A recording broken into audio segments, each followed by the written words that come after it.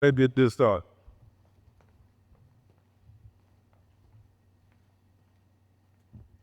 Good afternoon, everyone, and thank you all for being here. My name is Tatrugis Williams. I am the managing editor for the Horizon, and this is Orcas Corner Panel.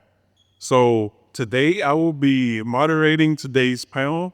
We brought together a group of student leaders and organizations members representing a wide range of perspectives here on campus. And we're going to be going into some social issues, some student life, and overall climate that's going on here at Walker. Our goal is to have an honest and respectful conversation that reflects the diversity of experiences here on campus. And before we begin, just a quick oversight, quick ground rules. We're here to listen and engage respectfully. It's okay to disagree, but not disrespect. We want to make space for everyone's voice. And with that being said, let's get this panel started.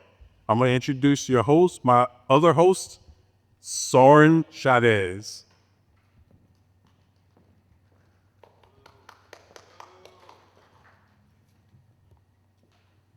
Thank you, Todd. Thank you.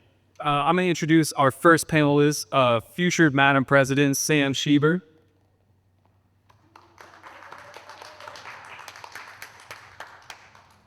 President for the QT Pride and member of the Intercultural Center, Abigail Dormeyer. Sustainability Club and ASWCC by Senator Jacob Burrell. Basketball player for the Orcas team at Whatcom Community College, Tristan Crawford. And Humanities Club member, Gabriel Canis.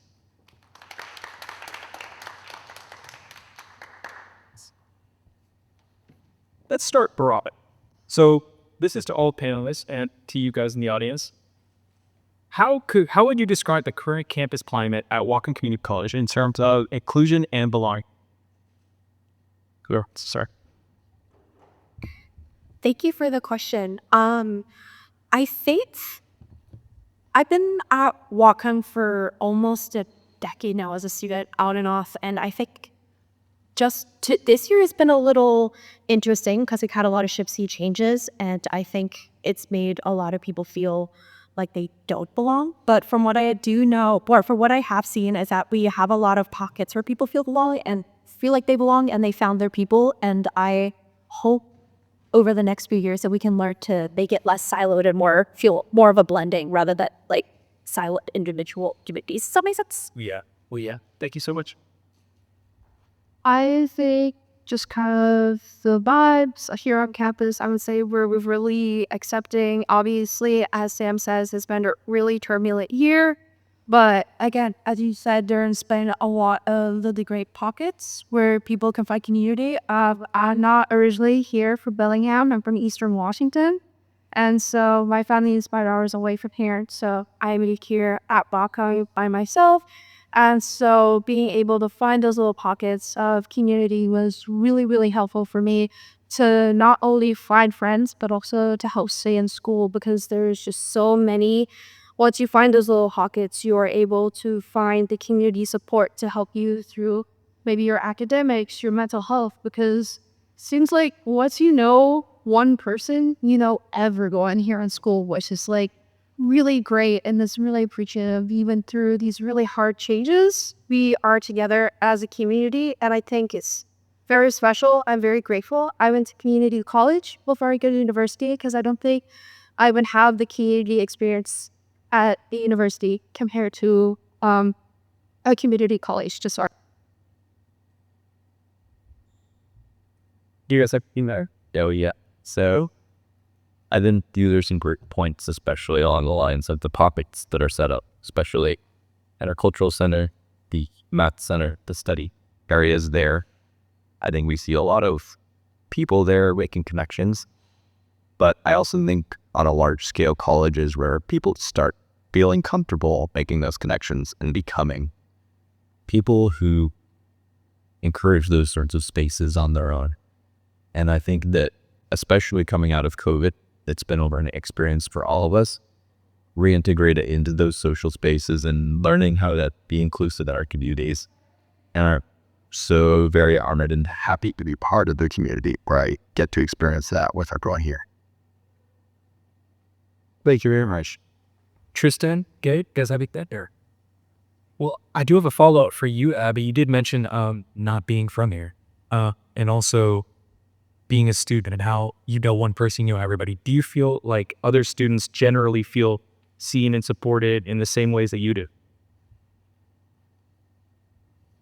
I would say for the most part, a lot of people will feel seen and connected, but I also think it is up to a person to be open to those experiences, because I think like we could offer as much support as we can and provide the community, but it is also up to the person to be willing to accept the community, be willing to put yourself out there. And I love college for the fact that it kind of puts you not in high school where it's like, okay, gotta fit in, I gotta understand those social norms of high school, but going to college I think is a very different experience because it's like it's so open-ended that it's a matter of, okay, do I feel open of accepting community and the guidance for it? Thank you very much. Now on to our second question. This again goes to all panelists. What are the biggest challenges that students are facing, whether it be academically, socially, or personally, in your opinions? Actually, we go to the buddy's question, please. Of course we can. As was said before, there's some good pundits of organizations here, like the Pride Student Unit and the Intercultural Center. It's for those people who want to be included at exchange. The Intercultural Center specifically is for people that want to exchange culture or learn more about their culture, and sit generally in all-inclusive space. I just wish that it was like more widespread throughout campus, maybe. But they do what they can. One thing I am proud that Water Community College does have is, or I can talk about it, is the rights, even if it's controversial. All right, I know that Western Washington University is a fairly small university compared to many other universities like UW or WazU. And they do have like a bad habit of, and this is not exactly the university policy, but it just so happens to be done by students. And I was talking to the student from Western in the Wits copy, and he said that everybody knows each other in one way or another, and they know what they do. So in a sense, like it's like high school for them. Like there's like a sort of like social ladder. So if you do something very uncanny, everybody on Western is basically going to know about it, and that can be I guess socially harmful for other students, which could also affect them mentally and emotionally as well. I'm glad we don't have that over here. Yeah. So kudos to us. Yes. Yeah, sure. Well, coming off of that, actually, do you think that affects students here at Whatcom Community College as well? It does not affect students over here at Water Community College, specifically that Western thing I was talking about, because one, we're not part of the Western social circle, in a sense. So I guess everyone over here does it. Everyone here is like just going into college. They're not generally going to know everybody, so they're not affected by it. And just to recap on the second question, what are the biggest challenges that students are facing right now, whether it be academically, socially, or personally? If I may, I think there's a big swirl. I feel like a lot of students have a swirl of different challenges that is affecting students. I mean, I can speak for my own personal experiences. I college is getting more expensive and trying to figure out how to pay for that to keep myself enrolled. And I talk to other students who are really struggling with finding financial resources to help them stay school, not just for tuition, but just for living purposes. It's expensive to go to school, not just for tuition, but to live and to feed yourself. And if you have a family, how do you support your family?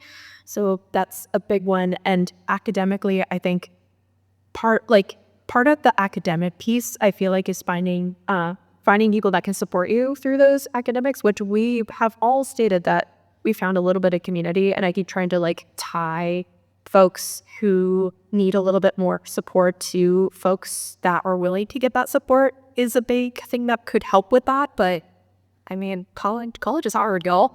There's a reason it's higher education, and I think there's, at least for me, there was a learning curve, and I imagine for several students there's been a learning curve for like how to handle higher education, because it's very different from different types of learning throughout years. So, as a first generation student, it has been an interesting experience trying to navigate school for the first time. My parents did a little bit of school, but that was like 20 years ago. So the climate has been very different now. And coming from a social working major perspective, I think what's really detrimental for students is the lack of social programs to really help support us, especially in this administration where funding has been specifically cut towards education. And by the Department of Education, what is deemed a better degree compared to others instead of it being equal. So there is a lack of funding for different areas like the arts. Nurses students have also been affected heavily by the new education department's terms of like, okay, who gets funding for this and who gets funding for that. And also, as Sam says, the way that we have to also balance going to school, but also having work in order to live and make sure we get our foundational basic needs met. But I think a lot of it ties back to also, again, the social services of really trying to find that funding for support. And it is definitely a very difficult tie. I've seen a lot of analysts say that we're heading towards another depression or recession, which is not great as a 19-year-old person entering into adulthood. But I know, like, we've done this time and time before. There's students that have come before us that has experienced all of these difficult challenges. But I think, yeah, just everything that's going on socially, I know for students, it is getting a lot more scarier out there. Working out in the intercultural center, as a person that helps facilitate Christ Union meetings, a lot of people are scared with going outside because of what's going on in the legislation that is being passed. And so it's just a lot of things that are affecting students right now.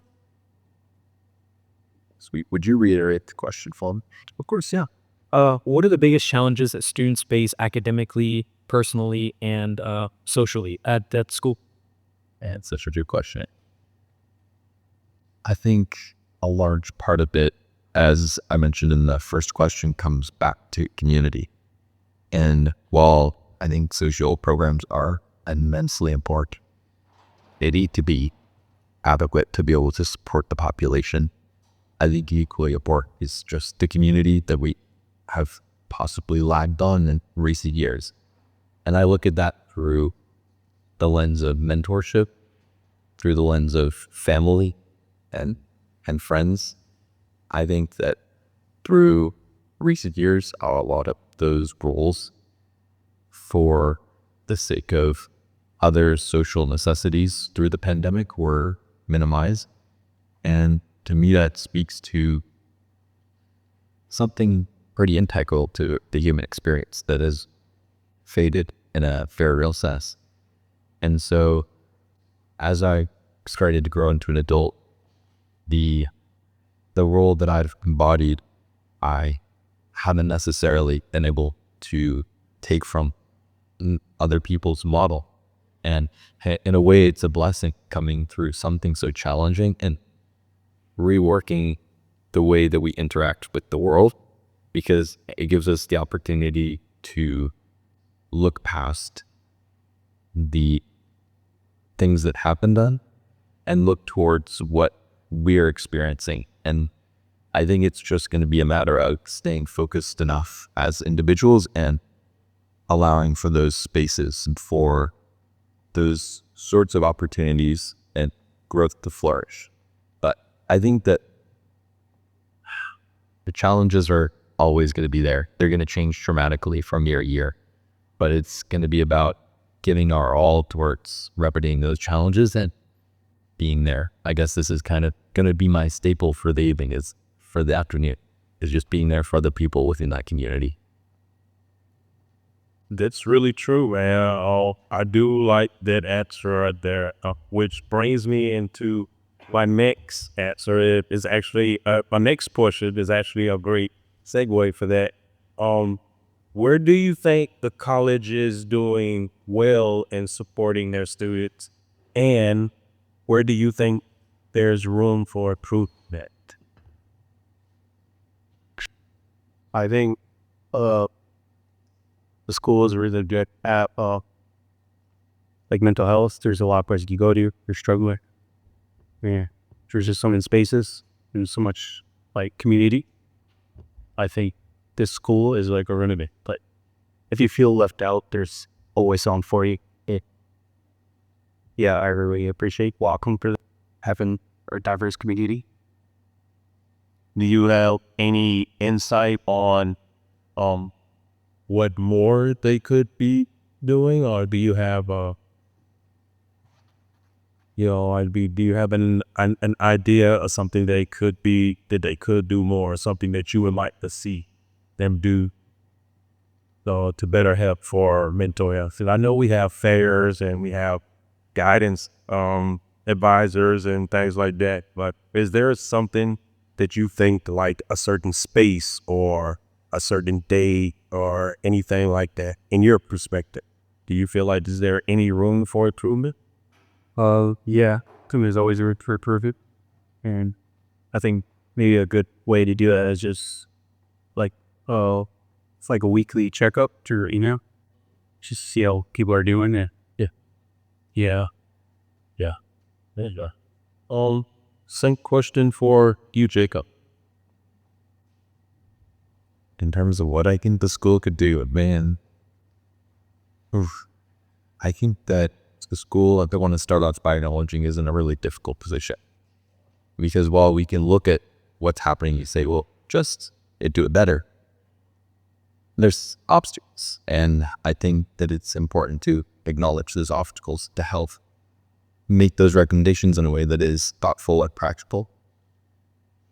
And I think for me, I'm kind of torn between what's happening. On one hand, we have budget cuts that are just, and the reality is a necessity.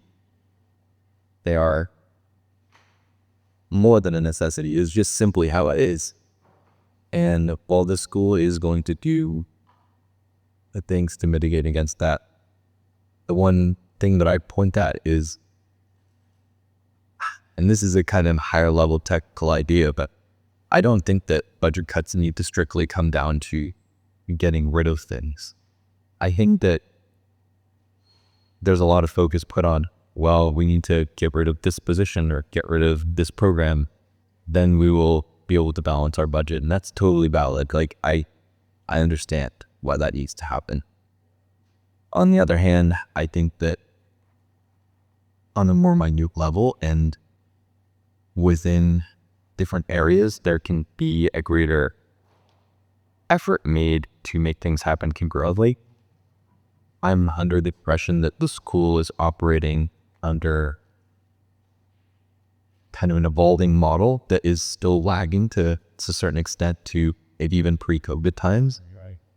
And given the kind of slow responsiveness of the school in some areas, I guess what I hope from the school is to see maybe even more positions put in place, more connective positions. Because if you have a bunch of islands and there's no communication between them, it's really hard to create something synergistic. So, I don't know. It's a more kind of technical, higher level concept, as I said, but as a student, I like to look at that personally. I think that the one last thing that I'll end on is I notice that stuff because I care about the school, and other students notice that stuff too. So I want to say that keeping the students informed, we have a huge pool of brain power here. And with the right information, I think that students and a lot of the students within student government have the opportunity to do that. A lot of people don't know that they can even make that change. So I think the college, just letting students help guide them, I think is a huge first step that would be great to see here. I agree with that. It all starts with just a conversation, right? So, I think that's where we all should come together as students to make sure that we keep that conversation going to where, they do a lot of things behind doors and then come and tell us about what's going on there. It's always for the students, for the students, for the students. But I think the students are feeling like you're getting rid of everything that starts with students. So it doesn't feel like it's for us. Could you touch on a little bit of that for me, Sam? Like, how are you feeling?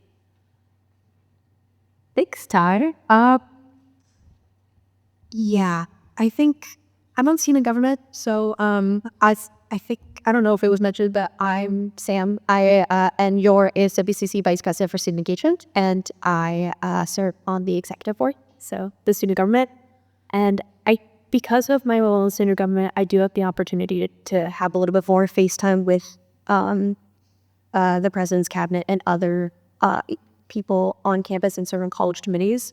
And I have heard the notion from students that it feels like that the sentiment is that they're making these decisions for student input, and that's like that it is for the students. But I have heard students say and feel like it doesn't feel like that. It feels like it's a lot of big decisions are made without a lot of thought or a lot of input from students, which leaves a lot of the constituents I serve very frustrated and feeling like that they don't have a voice. And I have run across that from a lot of the students I serve, that it's been really difficult to feel like to hear one thing, but to really have it feel like another thing. Right. Sure. That's true. I think now we want to switch gears a little bit and get into a little deeper conversation of identity and conversation on campus. So my question is, how do discussions around identity, race, culture, gender, political beliefs, how do that play out at WCC? Do you find these conversations kind of tucked up under the blanket and not spoke about, or do you think that this is a campus where it's a broad question, or it's a broad discussion? Abby. Okay. I would say for the most part, we are very social in terms of like actually having these conversations. I think these conversations are very important of having different perspectives and being able to comfortably talk about your beliefs without like it turning into a fight about it. But I would also say it depends on the pockets of spaces that you inhabit. I am very grateful for the professors that I've had in the past here in school that help to facilitate healthy conversations about different identities. But I know I've had like a couple experiences in classes being a person of color and also a queer person of like, okay, this is not the audience for me. So like, I know when to hold back and when to show myself a lot more. So it really depends on space, but I know working with the Intercultural Center, it's been very lovely being able to help facilitate and have these different conversations of perspective taking and really finding the time to have a more nuanced conversation than it just being black and white. Oh, I like that answer. Hetty, can you tell me a little bit more of do you feel that it shouldn't just be about space? You know what I mean? With the new QT Pride space that just opened up there. Beautiful space I may add. I love all of the art that is up there. It's a really great space. But I do feel that all space should be this space. Like we shouldn't just put ourselves in just a box of space. If we want to be acknowledged and in the conversation, why put us in a room? Let us be a part of the whole entire room. But do you feel that this? I definitely see where you're coming from, but I think of like the intercultural center and the QT Prize is kind of like a community center. So I was a big volunteer kid. My mom, she for a long time she was cook for the local senior center back home, and so a lot of my childhood from middle school all the way up to high school was spent volunteering with her every single summer, Thanksgiving, Christmas, and New Year's, and Veterans Day. And so being able to have like a common meetup spot, so for me it would be like the Pride Keithy space, where you're able to start making those community connections, and from there I think people are able to take up space, like being able to meet up Pride Keithy space and be like, okay, let's go to the library and do an activity there. And so I think like there is the conversation about it being too restrictive and putting them in one room, so to speak, and that is like the brew. But again, I think it is kind of like a cornerstone where people can gather and come in and out as they please, because I think having a community center is very important. Like towns, cities always have them, events are always going on. And so no matter what, if you do go to one of those events within your community center, you're bound to find something that you're going to be, excited about. You're going to learn something new. And I think, learning something new every day is very important. Or I have this thing in my journal prompts that I write it about, like, okay, what is a positive thing that I learned from my experiences of the day? All right, that's awesome. That is also because community is the building blocks of America, right? So without community, you really don't have too much of a breakdown. That's true. Jacob, yes, all day. Yeah, I'd love to tread out on the concept here. So I feel like I noticed that people in regards to identity may be reserved. I think that's fair, and everyone has the right to speak as they wish and not anymore. I also have to guess that for some people, it's a matter of feeling unsafe sharing their identity, and I think that's pretty acceptable in a way. Yeah. I also, yeah. I mean, on a personal level, I want everyone to feel comfortable coming to me, sharing who they are. And I think that it gets more complicated. You have no people. I don't think that's bad. That's just kind of the nature of how it is. But I think it's important to bring forward those ideas, maybe really important ideas that people have when they're one-on-one or even when they're alone, because it's those sorts of really calm, contemplative ideas that have the potential to move us forward in these really amazing ways. I think there's a little bit of a disconnect too between something like classroom environment.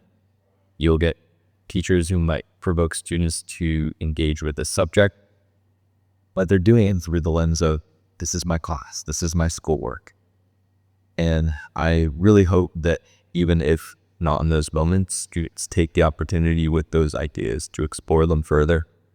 As I said, I think that aspects of identity and being able to explore those with other people is a huge part of what makes us human and what gives us an idea of how to move in a good direction. Does anybody else have any closing remarks? Yeah. Can you please repeat the question? Yeah. Sorry, 1 second.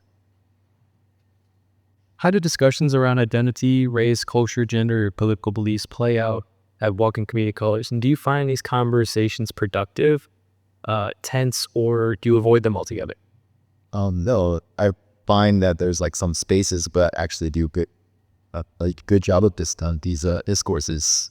I went to a class in last quarter. I went to a class in cultural anthropology, and the professor there was pretty good at facilitated conversations between him and the other students. Got several different topics: religion, sex, I guess cultural justice, cultural. I guess being a bit more open-minded, comparing your culture to another culture's, and that class was pretty good. Back when my sister was her cultural peer navigator for the Intercultural Center, she did a very good job of facilitating those conversations as well. You would just hear conversations about like social justice, political problems, and all those other types of conversations within the background of the Intercultural Center. And I hope that can happen again once more. I feel like students should be encouraged to speak about their beliefs, whether it's controversial or non-controversial. Like, yeah, everybody should have voice. Everybody should be encouraged to speak about it. How are we going to do that? I can't speak for like the common student because like they don't have to follow a set of rules exactly. I mean, there are search of the bets that do allow for those types of discussion, but I think like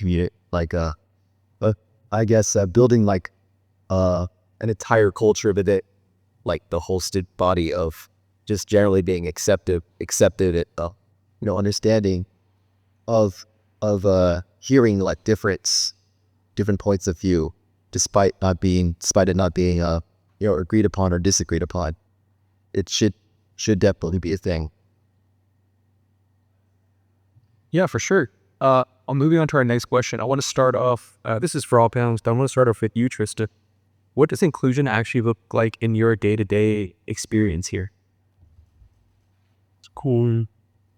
I think just like this warm, clean. Just like feeling involved in whatever you're doing. Especially as an athlete, can you tell us what it's like as an athlete being included in kind of just everyday life at this? No, it's very true. It's definitely like different because you're on your team when we include it. So it's like, I guess, very good. Like, Yes, and we can also come back to think about the question a little bit. If anybody else wants to take a crack at it. I will have to just in a little bit more on that question. For just the way that the sports teams create be in the part of the culture of walkout that make a lot of people do. And I guess I'm curious, to be too specific, but around how that changes and how that varies, how it's different from the rest of Wacom. I can imagine that it being such a intense kind of activity, there are really some differences, and it'd be interesting if you could the hell up.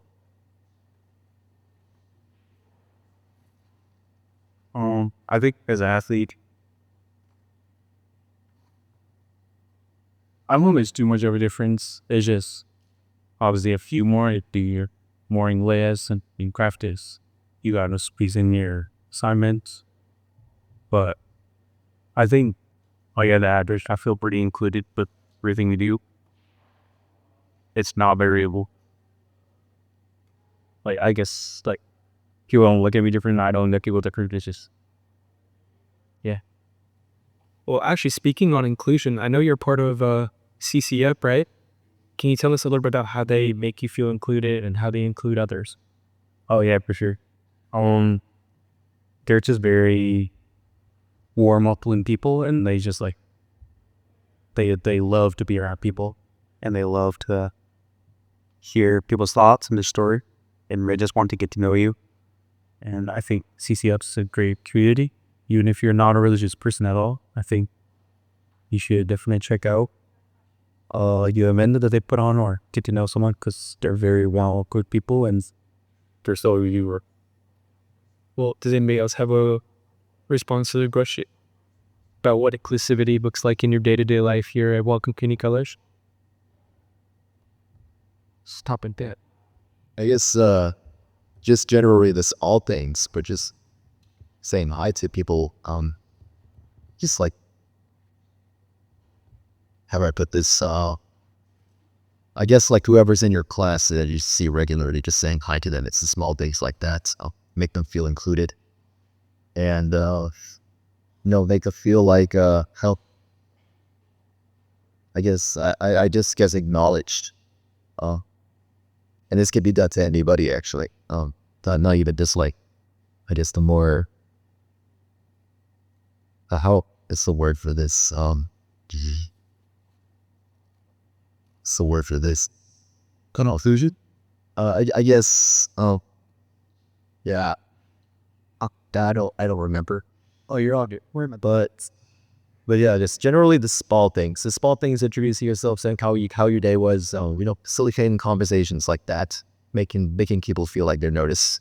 I think that goes a long way in terms of inclusion. It's for everybody. Yeah, for sure. Abby? So there is a saying that I adore very deeply, is to be seen, it is to be loved. And I think especially it's spaces like this where I would say it is very transcendent where you're going in and out. People may take breaks here or there. You may see them in one class, but then you just see them on campus all the time. And I think like just a person knowing your name goes a long way, and just recognizing your face and being like, oh, I remember you. You were part of my English 101 class. How are you doing? Sam was, something like that. And being able to like, oh yeah, I remember you in class and we talked about this and this. How are you doing? Like, how's your kids? Things like that. And it's like, I've seen some of my older classmates that I have not seen since like my first quarter back in 2024, and being able to catch up with them has been like very lovely, seeing them in and out. And also just being on campus in general, I like to study right by the window, and I see people going in and out throughout campus, and I look out the window, I'm like, is that Gabe? Oh my gosh, it is Gabe. And I think, like, especially when I first started here, going into the Trier space, people recognizing me and being like, "Oh hey, I heard you took Professor so and so. What do you think of those classes?" And I think to be seen is to be loved is very important, especially now. In my spaces, it's have like our foundational things that we have in order to help the inclusivity. And so, yeah. Well, I love the answer to that question. I do want to go a little bit the opposite side and kind of ask, have you ever seen somebody be seen, be hated? Or a better way to put that is, have you ever experienced or witnessed moments where students felt excluded or unheard? And how have you or that student, or have you seen people deal with things like that? If that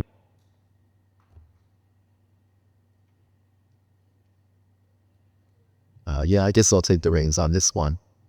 So people who had been seeing but were not, we're had bad public opinion, I guess. Would you say that? Or just bad opinions of like their peers? Yeah, there is a lot. There's some I don't really want to mention because I guess it's a bit. Yeah, I don't think it's something to mention at this space. Well, honey, do you, if we can't answer the question, I think we're doing a pretty good job. The inclusivity here at the school, personally. And if we can't answer a question, we can always come back to it as well. I would say for the most part, we are very inclusive, and there isn't like, I know personally for me, sometimes it is hard to get my words heard, especially when it comes to a discussion-based class where it isn't like the intercultural center, where there's kind of like the culture inherently already put in place of like, okay, active listening ears. I would say I'm a pretty loud person. Everyone says I'm a pretty loud person, and so I believe them. And so, like it's very easy to be outspoken, but there is different personalities out in the world, and a lot of people are a lot more shyer or more quieter, but that does not mean they don't have ideas and experiences that they wish to express, but sometimes they're shy. And I think people sometimes don't have as a raw sense of listening, and I think that is a picture that we can start implementing further, not just in these social spaces that we have here on campus, but just in general of being able to have that foundational listening skills of being able to be like, okay, it's time for me to sit back and I listen. Having that active listening skills, I think, is very important. And as the leader, I yaku opai. Uh, but I know, like, being able to listen and being able to scan the room and be like, okay, this person is a little quiet. They must have something to say. They look like they have something to say. And yeah, I think I've experienced it in class before where a person just trying to talk, but they can't get a word in and be like, I think there is a time and place to be like, hey, let this person speak. And like being able to be brave and outspoken about that, I think is very important. And I think we are going on a positive direction for that. I want to open it up to the audience, and then we have so many people in here, so a lot of the guy no too. Look at the guy up there. Just kidding, there's nobody on. Anyways, if anybody wants to answer any of the questions that were previously asked, there's a microphone up here. We'd love to get you guys' opinions. I mean, all 45 of y'all's. Oh, sorry, get rid of those in the video. But yeah, so I respect of course, Suda, because that does got right. Yeah, I can go. Nice, the last. I'll ask you the last. Most brief question to be asked was, what does inclusion look like in your day-to-day life? Walking Community College. Sorry, repeat that. The stack fella. What does inclusion look like the day-to-day life here at Walking Community College? Inclusion, I feel it requires quite a bit of sympathy and grace involved. In anyone's day-to-day life, it takes quite a bit of patience for oneself and the patience for others. I'm not a very patient person, so for me to talk about inclusion is actually, I don't think I'm a very inclusive person. Last time here, no. But on canvas, I think on the one hand, yes, you have to be patient. You have to be like patient with yourselves, with others. You have to be able to give yourself and others grace. But at the same time, I think there's growing up in the city of Bellingham, there's also a lot of like a respectability politics involved in that. So it's like on the one hand, yes, you want to have an inclusive campus. On the other hand, there's like this, I could think this very, very, very fragile tension that like comes up, and not a lot of people want to poke at things. And it's like, that is perfectly fine of moral agreement that we'll just don't want to, start anything. But that's why, as someone who is so high on the spectrum, but I can't help but poke at things a little. It's like, okay, so do I feel like safe in an environment, in a quote unquote inclusive environment, because I'm expected to receive that sympathy and grace of patience that I try to give other people, or is it more of a matter of politeness and respectability where I might be excluded from a space, but in a much more silent, demanding way, that rather than something outwardly aggressive. Because if I don't know, then you know the history of Bellingham, but there's some history in this town. and a lot of that history isn't necessarily acknowledged because for a variety of reasons, but I think it is kind of important to remember that like a lot of what feels like an improvement still very much like falls on the back of like a lot of like if I'm going to be blunt, exploitative labor practices in this town's history, especially discrimination against certain groups of people, expelling certain groups of people from this very campus. Very interesting to learn about, especially growing up here all my life. I was born in St. Joseph's, actually. But it's like, it feels like, okay, so inclusion, great. We know what we want, or we say we know what we want, but it's like, does that also involve going back, kind of like acknowledging, hey, what did it take for all of us to get here? But yeah, that's just something I guess say about inclusion.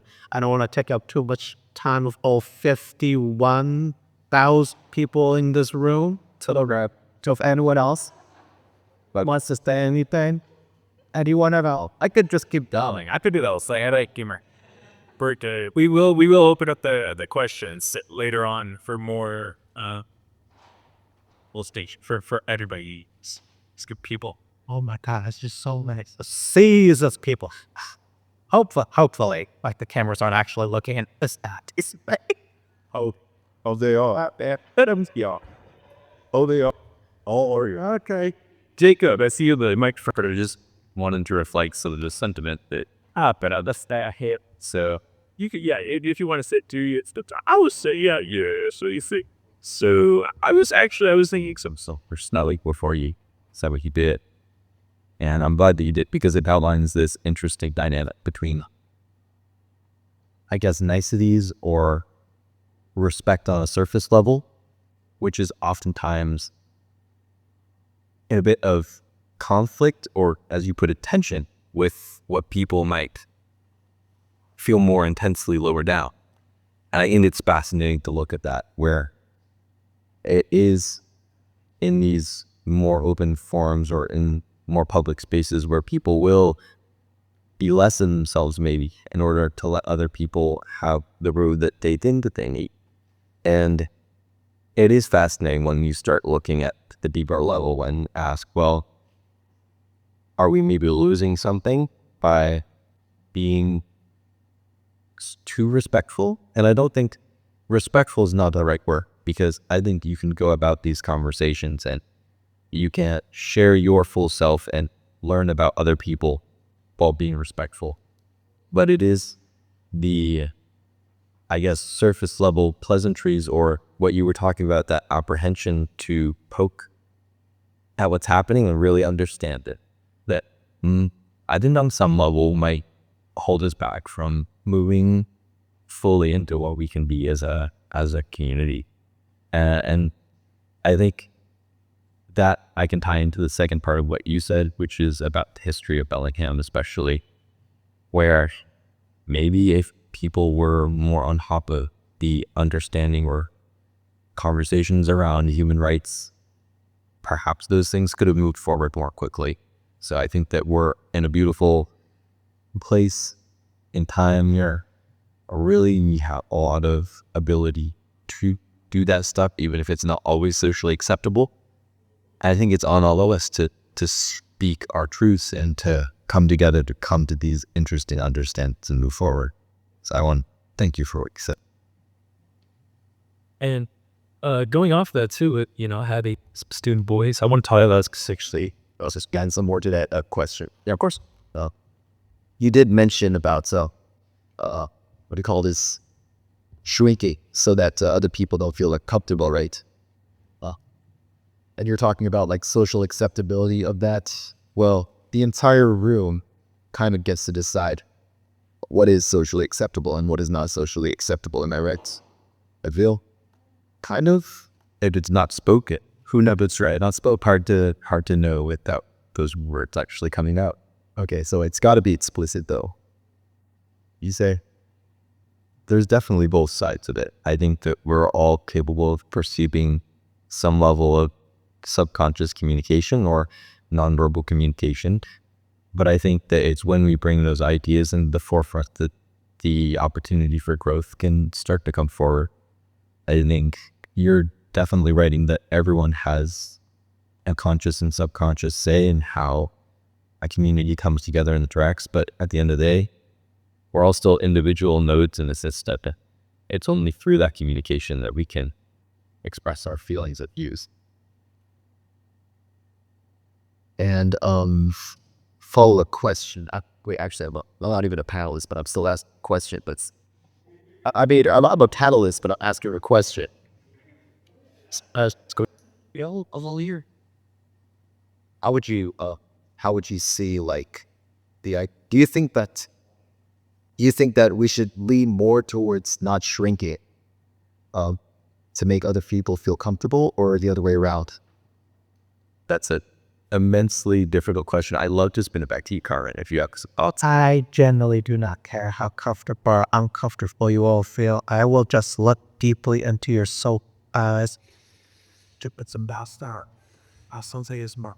Oh my God, Abby, are you cringing at my authenticity, Abby? Oh my God, so uninclusive. Oh my God, You both be the. I love it. thank you very much. I'm here all night, proud of that. Yeah. Well, first of all, yes. I guess the thing I'll add to that, which was an excellent way to outline what we're talking about, is that it is easy when we can all say, well, we agree. But once disagreements start coming, it gets a little trickier. And I think that those situations need to be taken one by one. That's all there is to it. So I guess I wanted to follow up about the strengthening of yourself. One of the things I've been considering a lot is kind of like what professionalism is. And if you think about it, it's kind of a stated influence by, white men to be like, hey, we all have to be like this. And it's something that's been carried on. And in this setting, especially where a lot of us are not white men and we're all like much more inclusive, it's just interesting to find out how those parallels coming together. And if you think about, I don't know how that plays to you, all you guys. Does that make sense? Definitely, I see that as a non-white man cannot move up. It can be very difficult to take up space where it is, and I think like, especially working in the intercultural center and working in the trio space, developing the skills of, hey, you're allowed to take up space. You know that, right? I think is very important and very foundational. Don't get me wrong, I love Bellingham, and not growing up here, I have a different perspective of Bellingham comparatively to maybe other people that grew up here. But I love Bellingham, but I would say Bellingham can be very performative in terms of the actions that they take. We're like, yes, we support the people and we have all these social programs, and yet, like, they don't follow through. I personally work downtown, and so people are getting ready for the World Cup and they're really excited about it. And they're pushing a lot of the unhoused people out of downtown to make room for the World Cup. And like, I'm still pretty new working downtown and everything, but you see there is a social hierarchical class of what's going on. And like, speaking to my coworkers that have worked longer in downtown, that there is like a hierarchical system when it comes to everything, and there is the social community of protecting everyone within downtown. But ever since they kind of like started taking away a lot of the unhoused people, it's kind of found it a little bit more chaotic downtown than what they were supposed to say of like, oh yes, if we get all of this taken care of, I will be ready for the World Cup. But it's having the opposite effect. And it's like, we care about these people, but we lack the social programs for it. And it really, like, people say actions speak louder than words, but words is the spark of what makes things happen. If you can have actions, but you need to have words to connect it to those actions. And so, like, it is a fault of a lot of people, but following through is the most important part. And there is a lack of following through at the moment, especially like there's a number of setbacks that is happening. And these days, as a neurodivergent person too, the reasoning sometimes doesn't make sense, and we're supposed to accept it that it's supposed to make sense, but it doesn't. And so again, it's the following through. And honestly, like, they are supposed to serve us, as the government, your leaders, our people in power. They are supposed to help us represent us and support us. And so, like, being able to talk with your peers and taking a stand about a certain thing is very important. Last year, I was part of the group called Trend Survival, and we were able to legislate it into Bellingham to make it a queer sanctuary for folks. And it took a lot of hard effort to make that happen, but it would not have gotten started if it wasn't for like words and being able to connect and really, really putting our foot and saying, hey, we're going to make this happen. So about us, you will be at every city hall meeting for however long to advocate for this Emory open floor meeting. I remember I was there for one, and don't think we got done until like 11 at night because there was just so many people that had so much to talk about, and like those words turned into actions. Yes. I like that though, because for me, it's all about inclusion. We use that word very lightly, but inclusion is not about Buying this information or this video. I think it's fascinating for them to look at who can they advocate to. As a student, I can advocate to them and they can do what they can do. But they're, under just as strict boundaries as I am on the student. And I think that systemically, it's important that we advocate up. I also think it's important that we, on a personal level, are attentive to what we are doing. I think on a societal level, we encounter problems and we take them on as people. And I often observe those problems that are taken on not reaching resolution. I think same with students in the way that we consume all this media about what's going on in the world, you feel overwhelmed. I imagine the same thing is true for the board members, for the board of trustees. And so it's kind of a confusing world to navigate, but I think it starts in a personal level, and I just want to extend hope towards those people to take care of themselves on a personal level in a way that allows them to extend that into their communities. And so, yeah, I just hope the best for them, for how they're doing. I really do like big insight in that you said that because we all know that locally, we all as students are feeling what's going on, with the budget cuts and, Olympia and all of that stuff. But national issues are shaping how people think about college and what's going up in college also. So my question is for you, Sam. So we all know there are local issues that is shaking how students think and engage. Is there any national issues that they're shaping how students engage on campus? What do you think? Yeah, I think Abby touched on it a little bit, is that some of things that are happening on national administration wise are particularly with budgets, the one I think of the most, because we, for those of you who don't know, as a college, we do need money to operate. But that's the unfortunate truth, is that we need money to operate. But when we get cuts from a federal level and then that trickles down to a state level and then that trickles down to us, where I think unfortunately things that do happen at the top level will affect us. There's no two ways about that. And I think there, especially with some of other issues going on where Abby also touched on, some folks not feeling like they feel safe enough to come to campus.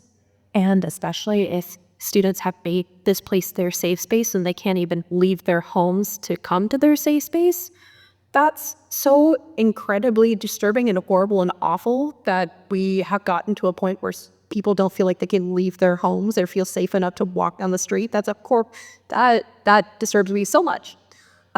So those are two things that really just the two big things that come to mind. I'm sure if you gave me time, I could find a bazillion other things, but those are the big ones that come to my mind right now.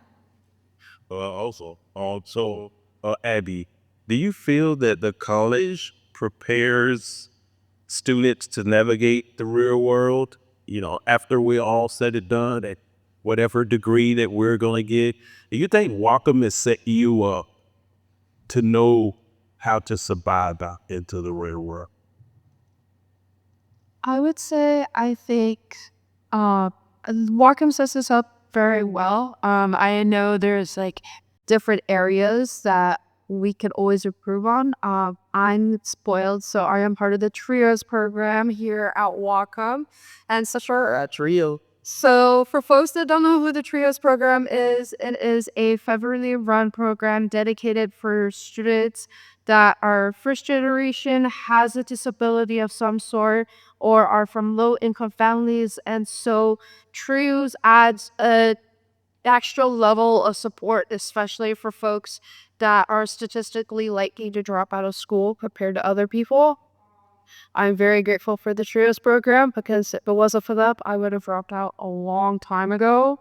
And I know Trios, they helped set me up very well. Shout out to Chris Sanders. He is our financial guy at Trios, and he does a lot of amazing work of really breaking down, okay, this is what, financial aid looks like. But he also helps me, okay, let's look at your resume. Let's see what we could change, what we could work on.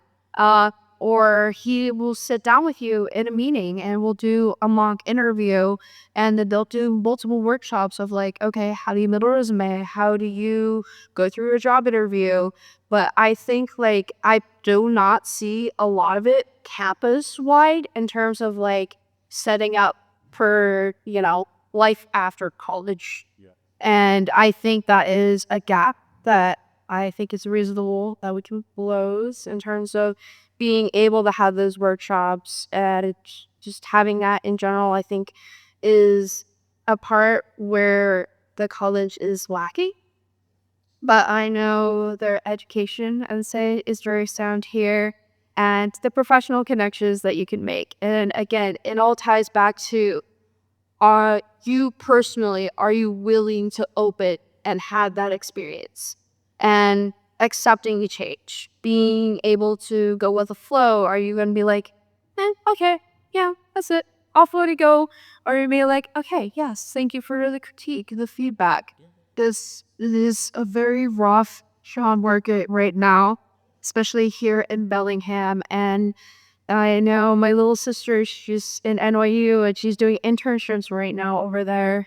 And so like it's systemic and hard everywhere, but I think like, for the most part we do well at setting up our students. But again, there's different areas that could be discussed and added into the conversation. Sam, same question for you. I'm so sorry. Will you repeat the question? Yes. Do you think that Walker Community College sets you up for navigating the real world social or political conversations? Tagging into what Epi said, I think it also kind of depends on the department. I feel like for context, I'm a business major. I am in the recently cut applied business management program, and I'm the last of my cohort. So in terms of like my actual like class load, I feel like my professors are really, really great about like making sure that I set up how to navigate the business world and like locally what that looks like. I think as like a college wide, I think we're lacking in that a little bit. I know last year, as a part of some of the transitional period stuff that happened, is that we lost some of our community and business connections. There is a position that specifically helps students who required internships. That position was moved and cut. So if you don't have someone to help students find internships, their students aren't going to buy internships. It's been really difficult, and they're going to have to learn how to navigate that. So I can speak for some folks that I do know that were in the MISPON program that also got cut. Part of their degree requirements is that they have to do 45 hours of internships. It is required. You have to do that kind of internship, and they can't find it. Oh well, that's it. So if I were to give some suggestion to the college, I would ask for them to bring someone back to do something like that to help the students connect with internships, because that's such an incredibly important thing, especially even if it's not within a field that requires an internship, but just like in general, imagining like a student maybe has never gotten the opportunity to or it's difficult for them to find a job and be able to be connected with someone who knows Bellingham and knows connections within the community to help find internships. That an internship could change someone's life. It can be a pivotal point for them to be able to go on and go do great things. And without that resource, I shudder to think of the students who would be left behind. That's really true. So one more question, and I got a really controversial one, and I would like for Jacob and for Gabe. This question is for you. These questions is for you. Tell me one thing in your mind that you think WCC could do better. Jacob, you first. Yeah. See, this is a tough question. And I appreciate you worrying the tough questions. Be legends. This is how we make progress. To me, I mentioned this earlier, and I'll elaborate on it a bit now. But I think it's the connective tissue between different roles that is lacking. And it's the connective tissue between roles that happens to be the first thing that's cut when budgets are slipped. Yeah. And if you think about Whatcom Community College as an organism, organisms don't thrive disconnected. Communities don't thrive disconnected. And so I guess even within the budget cuts, what I would ask Whatcom Community College to consider is that we can move forward with more connection. We can move forward with roles that are designed to facilitate connection and allow for the function of our community. And I think that it's important to look outside of the numbers. It's important to look outside of the spreadsheets and start to look into what we feel on what's happening, because as much as we can bring into our conscious minds, somewhat more is happening behind the scenes. And to assume that we can function as a college, as a society, by just looking at the numbers, and that is completely naive. And it speaks to me to a more fundamental problem that we're facing as a world right now. And I would implore those individuals to look within themselves to find those answers and not just on the pages of their spreadsheets. Well, Gabe, some question for you. Unfortunately, the solutions that I want to discuss would probably go beyond the budget that they have health.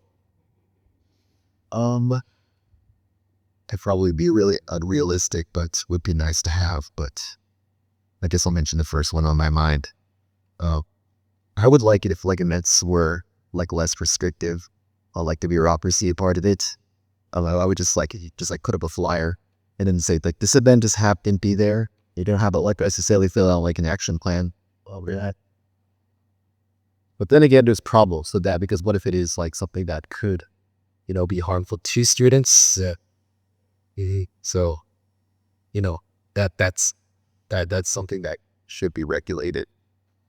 But yeah, it's unrealistic plan though. I guess another one is, and as a sustainability-oriented student association member, there's like several other colleges that I would like Vodka community to follow in the example of, but I'm not exactly sure if we will be able to.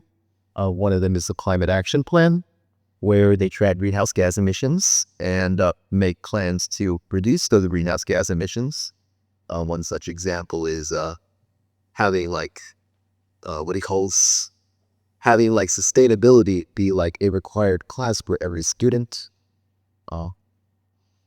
I guess like a more expensive solution would be like to have like solar panels with the particle clouds as shade as well.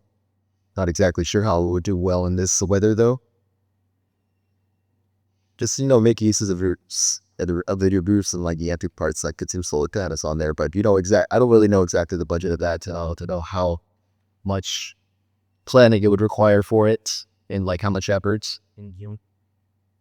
But those are my thoughts. Bill, thank you so much. I do want to open it up to the floor. Cameraman, open to the floor. Our amazing amount of people. Does anybody want to answer that question? Harmon, I know ya, and I say it. We're just gonna pick you. We're just gonna say Carmen. Should probably be doing something else by now, but this is a nice distraction. Sort of mouse sounds, but aperturing sounds. Other question you have?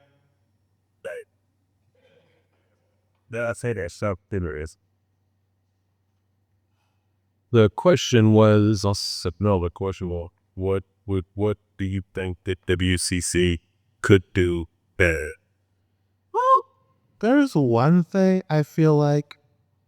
Okay, so let's say the reality of the buttercuts as it is for me. The reality of the situation as we are in. I think if there's one thing I'd like from Walker Community College, it's a certain set of expectations that I keep like reading the emails and they're saying, hey, we're gonna provide XYZ services, we're gonna do our best, we're gonna be hardworking, etc. etc. Like, so basically what I'm hearing is you want us to work just as hard as we already are with working with less resources. And I think it'd be beneficial and maybe a little more realistic as we're probably not going to get as much done, and we're probably not going to be able to get nearly as much quality as we're able to build out as we already are. So if we're going to keep going with this, just keep that expectation in mind. If we're just not going to meet these metrics with these future plans, and I think that would be this. What I'm asking for is basically just kind of be realistic, just kind of be a lot more like pragmatic about things. Because okay, so there are two main ways people try to like save themselves from a pending budget. It's either to highly specialize into a niche, or is to generalize, to not specialize as much. And what feels like to me is with these budget cuts, we're generalizing, which is an okay plan. It's not a perfect plan, but it's an okay plan. But there has to be the expectation that we can't work as hard as we already are and expect the same level of quality if there's much less of a sector to work with, or it's going to be more chaotic. So in the end, if we're just bring our expectations down quite a bit lower and understand that essentially you kind of had to ride the wave until things improve overall, that would just be much more easier on everyone's part in the long term than expect for everyone to be continuously putting the labor they're already doing.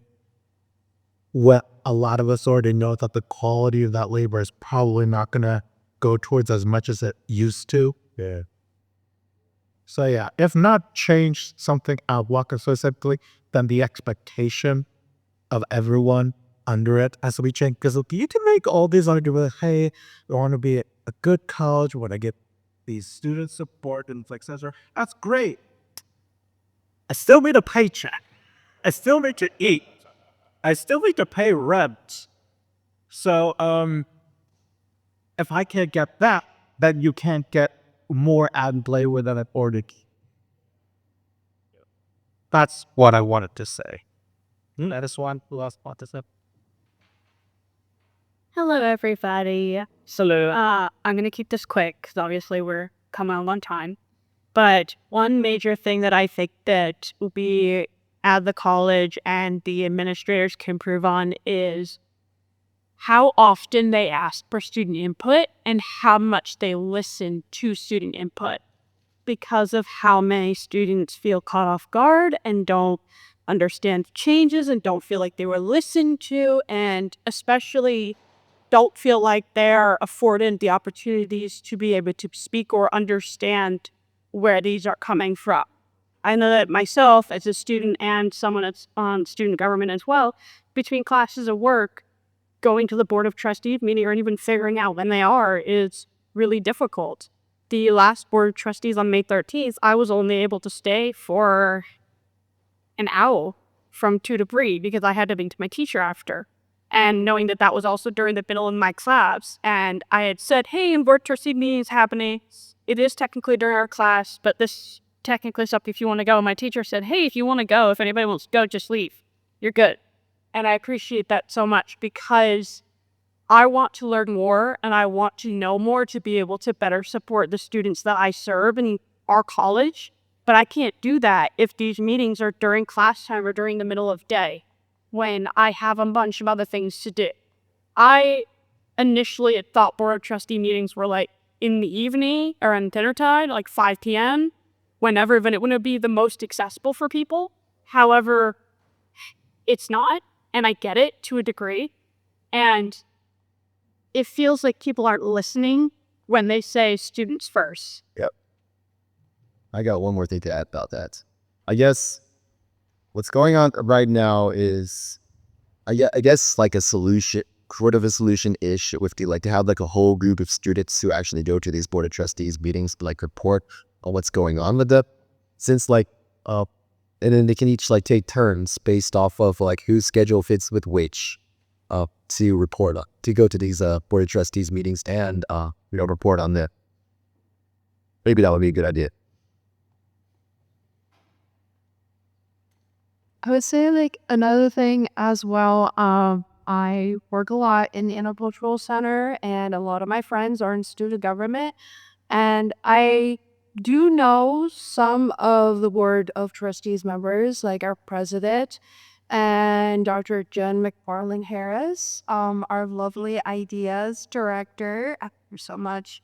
But I don't know any of the other Board of Trustees members, and they're supposed to represent us. But if I'm involved in school and I don't know the Board of Trustees members, how much more for an everyday student that attends class and goes to maybe a club meeting every once in a while or goes for sports events?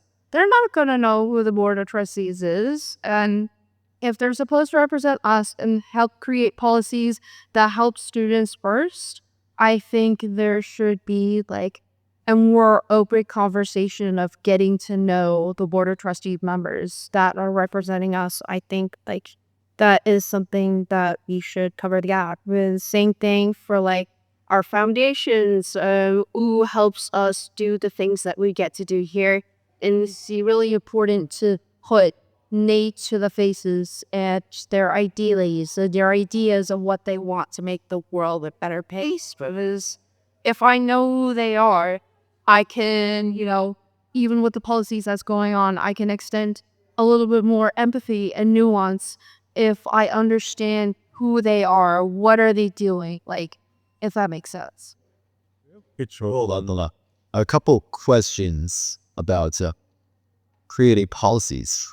Board of Trustees create policies. They vote on these policies, right? I could jump in. I've been to several Board of Trustees meetings, and as I become next year's student body president, it's my job to go to board trustees meetings to give reports. They do vote on policies. They also vote on other things across campus, and they're given reports from a bunch of different departments across campus. Some of the faculty unions, some of the SAC unions, they get reports from. They also have gotten reports from like ASWCC specific things. Like I'm on the SNA committee, and as a committee, we give a report of the money that we're requesting or that we're trying to allocate for student programs. So they get a lot of information, but I feel like sometimes so much information overload that maybe they don't get to like see the nitty gritty of like the why, if that makes sense. Well, I guess a following question is, since students are affected by these policies, should they be able to vote for them too? Well, I love that idea. I'm on student senate as well because I'm a student exec board member, and one of the things that we're researching right now is trying to get as a student on the board of trustees.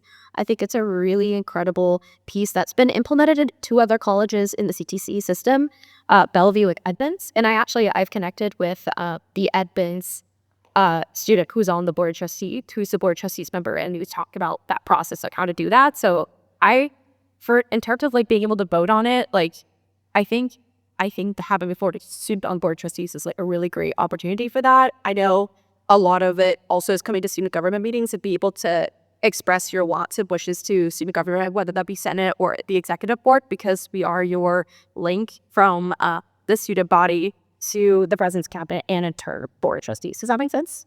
Follow-up question. Yeah. Rather than a link, do you think it should go to students directly? I mean, I think if the system works in the way that it's supposed to, and I'm saying the word supposed to because I recognize that there are some times to jump through and that's not always accessible to students, but I'm going back to what I opened opened with is that I want to hear from students. If you have concerns, please tell your student government that you have concerns. Please talk to us. We want to fight for the things that you guys care about because we work for you. You guys pay my salary. That is like, I work for you. You're my boss. Like that's my personal feelings on it. So if you have concerns, please go talk to me.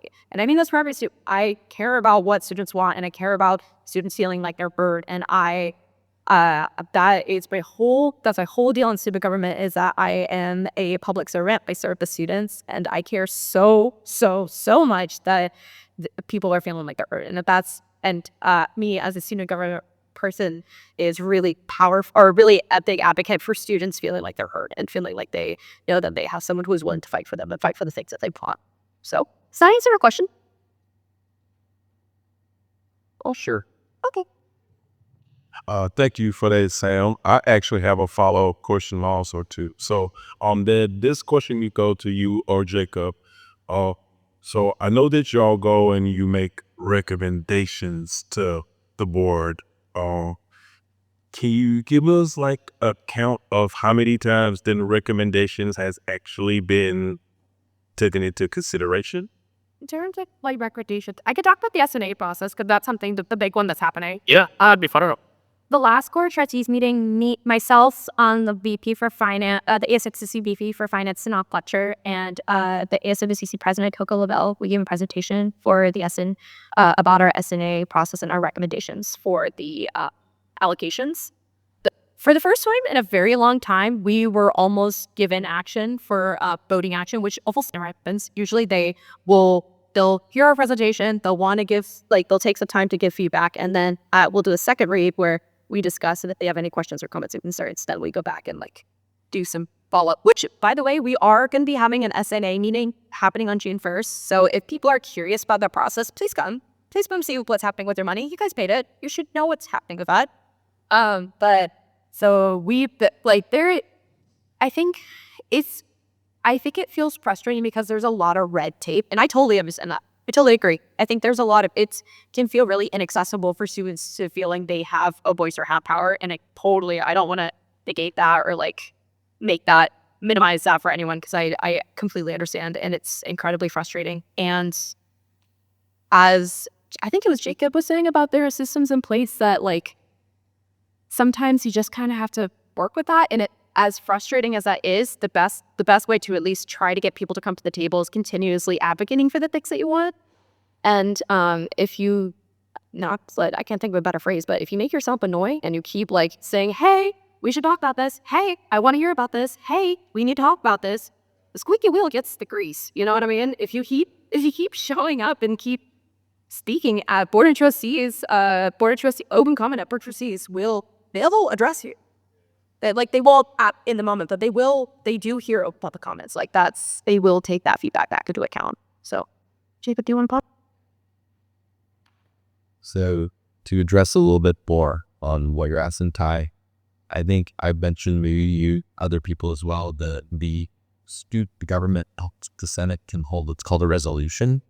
And through a resolution, we can make a recommendation to I believe the Board of Trustees or to the colleges of administration, like the President's Cabinet. The only reason, well, I'll start by giving some history, which is that from what I remember, our advisor mentioned to me, that sort of thing, that resolution hasn't been held in her entire 20 years of Orca Community College. Wow. And so while these systems exist through the student government where student voices can end in action, it's not often that happens, unfortunately. And to me, as a senator, the reason I could point to for that is that I don't get a lot of feedback from students. And we've addressed why, at least in part, why that can happen with students being overworked or underinformed to the operations of the college. And I think that in a way falls back on the administration and on the Board of Trustees to a lesser extent to extend those invitations to students to make their voices heard. But at the end of the day, if students don't put their voices forward enough, then those sorts of things will happen. And I want to veer away from sounding accusatory towards students because that's not at all my intention. But if anything, I want my message to be one of empowerment, which is that under the right circumstances, some really powerful change happen. And if you have a conversation with your friend one-on-one and then bring that to a few other friends, that whole thing can cascade into something really, really amazing. And so I want to encourage people not to look past their own ideas and to give them the fire and the fuel that they need to grow into something beautiful. Any students have anything to say about that? Not about that, or in general. About the previous question. The question of what's wrong with walk corks. Oh, you can also take it out. I'll do like this. The thing. So I practice craving up. I'm in the Horizon. Through it, I've found that Wacom has a identity crisis. And whereas that I would say, I think it doesn't know what it wants to be. If it wants to be a tech school, if it wants to be a school that's 4 years or 2 years, it doesn't know what it wants. And that's we don't have students coming to classes. We have them doing online classes. We don't have the community that the school wants. And I've talked with countless teachers and they remember with the parking lot being filled up. And now you can park in the same spot every day without worry. If you get here at 9 or if you get here at 1. And so I think walking the truly needs to figure out what it wants and what it wants to do, and going in this direction of cutting all these visual arts, all these hearts, the horizon, just to adding another computer bot is not beneficial. Hey, man, but I keep it. All right, I want to get to some specifics, some spotlight perspectives. I want to talk to you directly, Abby, and obviously anybody who's associated with any clubs that Abby's in. How do your cultural and/or LGBTQ identity shape your experiences on campus, and what support or representation do you think is missing? Okay. So, if for folks that don't know, I'm half Filipino. There is a lot of misconceptions surrounding my race and the community, and it's a running joke between all of my friends and family, but working in a lot of public service, food service jobs, a lot of people misconstrue me to be part of a local Native American tribe. And so it's sometimes it's just a very uncomfortable but interesting conversation revealing, no. There's other races that exist. I'm half Filipino. Please don't question my race. That's weird. Please don't. But tying back to it, my mom was from the Philippines. She immigrated here to marry my dad. I actually got to watch her be a U.S. citizen at age 5 when I saw the pictures. Uh, and so Eastern Washington, if you don't know, it is a very predominantly white community. And so my brother and I and a couple other kids were part of the very small minority group of people of color. And the LGBTQ population there, even smaller. And so, like,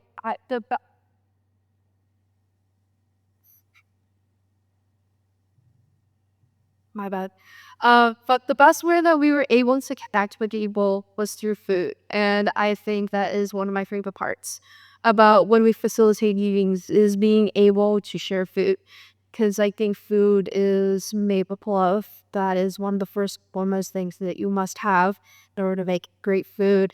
And food opens up the conversation of different things of like, oh, like this is lupia. What is lupia? And you could talk about, oh, my family and I, you make it. We have like lufia parties. And that's literally where, our family will get together, be masked behind all the ingredients, and we sit down and talk. We catch up.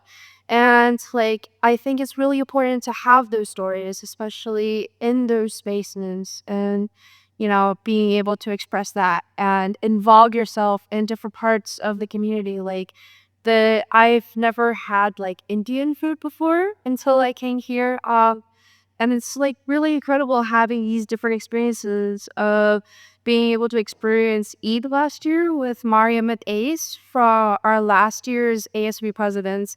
That was amazing. And being able to learn more about Ramadan. Apita, I'm obsessed with the Apita festival because we were able to bring performers from all different types of cultures and, being able to show off different aspects of our community through dance, through music, through lively conversations. And I think that is really important in terms of, it's a really dark time, but there's little pockets of light that we keep alive for the sake of, being able to share that community. And I know it is hard right now to express myself out in the public, especially in my queer feminine identity because of the administration things that are happening at a higher level. And, it's it's sad that sometimes I have to hide my queerness. And I know that is reflected a lot in the student body as well. And I think like finding community and upholding that community is really, really important. Oh, Talk to Sam and Jacob as our two ASWCC representatives. And of people that don't know, Sam is actually going to be the next ASWCC president. We can clap better though. Here. And Jacob's just a senator. No, Summer, don't give me to senators. They're awesome, but they do great work. Jacob is amazing stuff. But Sam, what is one initiative or change that you've worked on or want to work on that directly impacts student lives? Thank you for that question. This year, I worked on a couple of different things. I was a part of a small group of student stakeholders talking about our voluntary student fee, particularly the tech fee that we pay for as students. For those of you who don't know, we pay a voluntary student tech fee that originally was intended to help students get Wi-Fi. It was an initiative that started in 2008 when Wi-Fi was not a big thing. And so students gathered around and said, hey, we want to pay for this so we can have Wi-Fi. Oh, yeah. And so over the years, it's evolved to pick up a couple of more other tech things, but we sat down with administration and divided essentially what the tech view was being used at, we thought was not for student purposes and what should be for student purposes. So with that tech view, we had students, like, we had that money go towards things that students actually care about. One, like having laptop rentals, which I think if I had told students, hey, your voluntary student tech fee allows other students to be able to rent out laptops and use them for your classes, over, hey, your voluntary student tech fee helps you pay for Wi-Fi. Like, students are not going to want their voluntary student fee to pay for things that should be operational. That's a no-brainer. That's one thing that comes to mind. Another thing, I was on the SNA committee, so I was able to help allocate money towards different student programs to how them be able to continue to run and be able to be supported by that. Have that advocacy there. Some things I really want to work on for next year is I really want to tackle what some concerns that have been addressed even in this room about having students feel like they don't have a voice, particularly with what Gabe was saying. I think we can be more of a partner rather than like, I don't want students to feel like we're just like an all meaning like powerful being, because that's not. Or if we want to be partners, we want to feel like you could talk to us and feel like you can advocate and recognize that it's not, you do not have to feel like we are your adversary, we are your partners and all that. So those are some of the bigger ones I think I've worked on. I'm working on Orca Day. I don't know if that like, God, I don't know if it is. That's it. Hammer God, Orca Day. It's happening June 10th. Please, please, please get hyped about it. We're really, the students that are on the committee are super hyped about it. We got a live band. We got a live band coming, which is like, hasn't happened this such a long time. So there could be live music, which is super exciting. And it's Ren themed. So any of y'all have like Renaissance gear that you want to come dress up as, please do. You will see a fit of me in my Ren gear coming in social media soon. Top promote. So like, keep an eye out for that. Jacob? Mr. Sustainability himself. Yep, I mean, that's where I'll start by tying it in to the intersection between what I do in my work as the Vice President for the Sustainability Orcas Student Association and my work as an ASWCC Senator. So many words there. I got the honor of going down to Seattle for WOHES, which is a conference for sustainability in higher education. And I brought that information back and gave the PowerPoint to the Seme. I would love to believe that that information is going to trickle down forever. I also know that the reality is people only have so much attention to give to certain matters. And so I'm now working towards creating a bit of a legacy that students in the future can work off of to help proliferate those ideas. I also want to point to an issue that is just becoming prevalent or just becoming on people's minds, which is the use of AI. For me, the use of AI is something that I mainly look through as it pertains to the use by teachers. And I have talked to students whose professors have openly admitted to using AI for grading students' assignments, which I feel like isn't acceptable. And so through legislative advocacy that we do as a Senate and through my work now with the AI policy and the technology committees here on campus, I'm hoping to influence some sort of change in that outcome. And yeah, it's a tough and really big unknown for our future. I also want to end by just saying that the biggest thing I do is really just talking to people. And it is simultaneously the most enjoyable and the most important part of my job. I can still remember pretty recently that I first just started communicating with Soren here and the cuts around the horizon started to take effect. And it's really rewarding to be able to bring ideas to students as it relates to them directly. And being someone who has access to that information allows me to do that. And just so grateful to have the opportunity.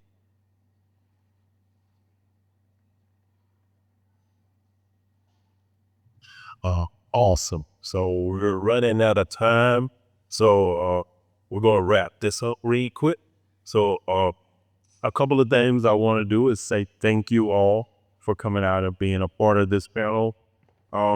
You see what the crowd looked like. We did a lot of promotion, but still, your voice is something that we always want to get out there. Even though there isn't a room full of people here, there's 1,000 there, there's 1,000 there, there's 1,000 there behind me. So we will get our voice heard, and it will be out there. One thing I want to do is give each one of y'all one last question to go down the line and to answer it. So my last closing question to you all is, if you could send one message to a WCC student or college leadership, what would it be? We'll start with you, Sam. To students, I want to say that when when the announcement first made that I was going to be student body president, I made a statement saying that we are the Associated Students of Whatcom Community College, and I believe in that statement wholeheartedly. And I just want to acknowledge that we, as the Associated Students of Whatcom Community College, are so much stronger together. And if we're able to be there for one another and advocate for one another and feel like you could talk to students about what they're going through, that is some of the most important, powerful messaging that you could deal. And to Whatcom administration, I think keep in mind for what the students are asking for. Just keep that in mind with your decisions. Okay, so I am a huge musical nerd, and one of my favorite musicals right now that I've been listening to nonstop is Hadestown. But there's a specific part of the musical where I found very poignant that I related to Orpheus so much is them say, "show it."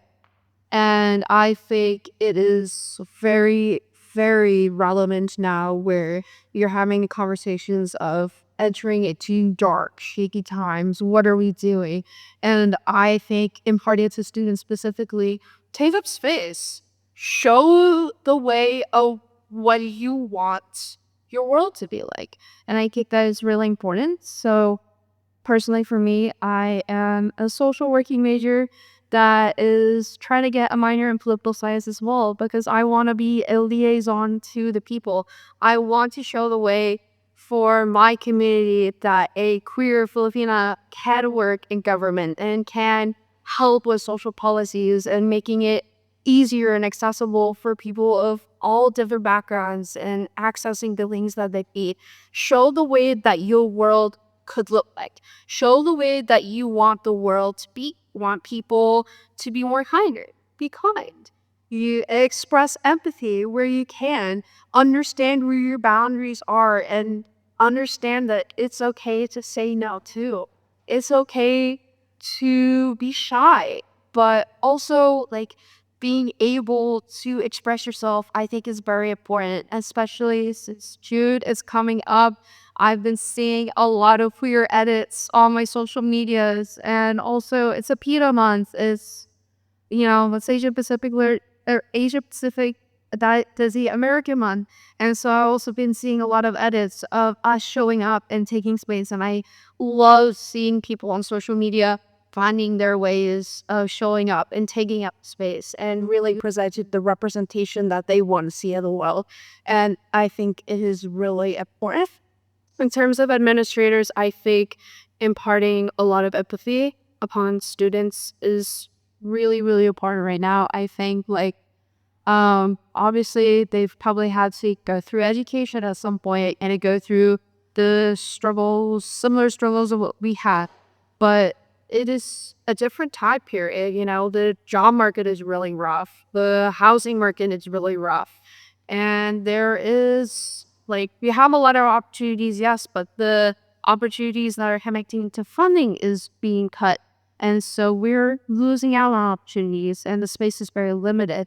And so, they are humans just as much as us, but expressing the empathy that we are angry and we are sad and we have all these different emotions. It's there for a reason. And being able to have those active listening skills and being okay, beyond the anger, beyond the sadness, what is a message that I'm trying to receive? I am the leader, so I have to understand, they may be angry at me, but why were they angry? And making sure, taking care of themselves is very important, but also understand that don't take it to heart, I think, is another thing as well. Thank you. Great. I'll go ahead and wrap up what I have to say, which is pretty simple. I want people to talk. Hey, pretty much, if you're a student, if you're in administration, by voice, my message is to say, which is, finally have conversation with me. I'd love to get to know you. I got to have you get to know me.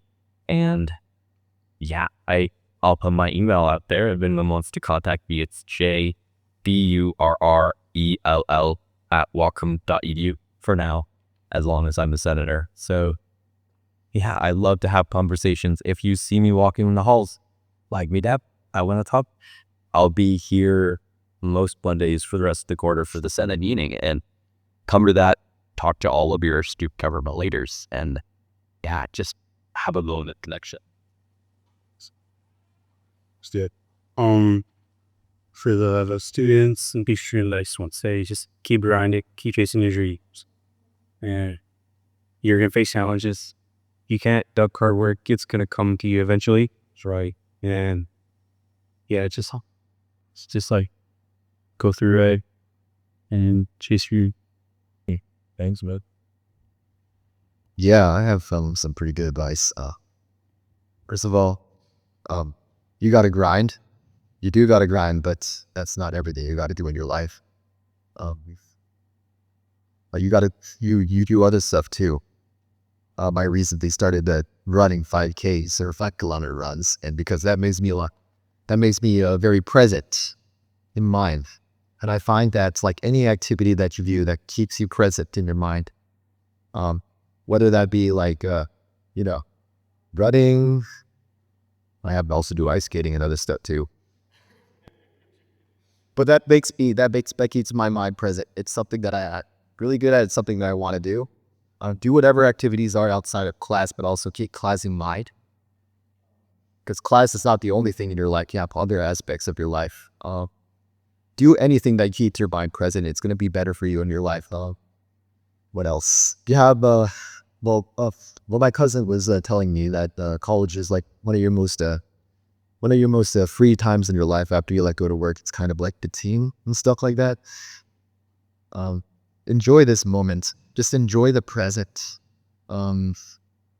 Reach out to a friend that you haven't reached out to in a while, because they might have advice for you, or might be able to give you help that you didn't know that you need that they have. That also helps me keep my mind present. So my overall message is to live in the moment, live right now, live in the present. Well, Thank you all to our panelists for sharing your perspectives and experiences. So, into our audience, Like that's the probably like some people you don't know for everybody, Coral. You guys, and you guys as well. Thank you for being here, engaging in conversations. These discussions matter, and they don't end here. So keep the conversation going, and remember, your questions shape the conversation. Thank you very much.